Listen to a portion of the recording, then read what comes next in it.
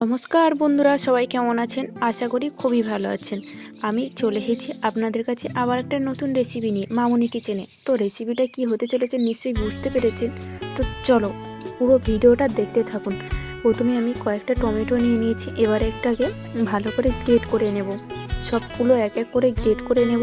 তার মধ্যে দেখো বন্ধুরা, আমার হাতটাকে কীভাবে কেটে গিয়েছে, ভালো মতোই কেটে গিয়েছে। তো আমি এই চাটনিটা বানানোর জন্য আমি আগের থেকে কাজু আর কিশমিশটা ভিজিয়ে রেখেছিলাম রাত্রে। এইভাবে ভিজিয়ে রেখেছিলাম, এবারে আমি জলের থেকে তুলে নেব। এই রেসিপিটা খুবই সুস্বাদু রেসিপি, আপনারা বাড়িতে ট্রাই করুন, আশা করি খুবই ভালো লাগবে। আর ফোড়নে নিয়েছি দুটো তেজপাতা, দুটো শুকনো লঙ্কা, কিছুটা জিরে আর 5 ফোড়ন, আর নিয়েছি গুড়, নিয়েছি খেজুরের। তো তারপরে কড়াটা গরম করে নেব।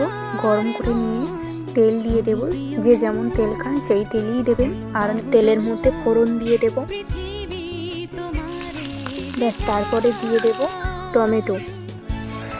টমেটোটা দিয়ে কিছুক্ষণ ধরে রান্না করিয়ে নিতে হবে। আর এই চাটনিটা আপনারা বেশ কিছুদিন সংগ্রহ করে রেখে খেতে পারবেন। আমি যেভাবে বানাচ্ছি আপনারাও সেইভাবে বানান। আর এই চাটনিটা খুবই তাড়াতাড়ি খারাপও হবে না, ব্যাস। তারপরে আমি দিয়ে দেব হলুদ গুঁড়ো আর পরিমাণ মতো লবণ দিয়ে আবার কিছুক্ষণ রান্না করে নেব, যতক্ষণ না এটা কালার আসছে ততক্ষণ এইভাবে নাড়াচাড়া করতে হবে।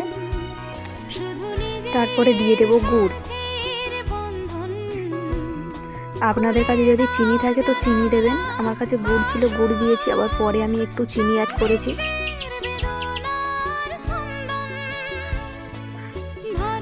দেখো বন্ধুরা, কি সুন্দর কালার আসছে।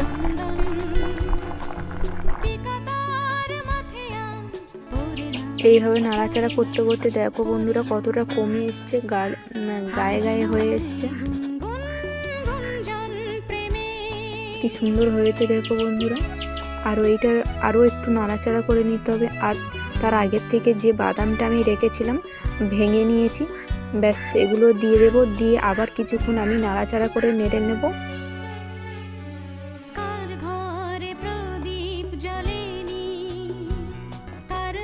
আমার এই চ্যানেলটা যদি ভালো লাগে থাকে লাইক, কমেন্ট, শেয়ার করবে। আর হ্যাঁ, সাবস্ক্রাইব করতে ভুলে যেও না বন্ধুরা।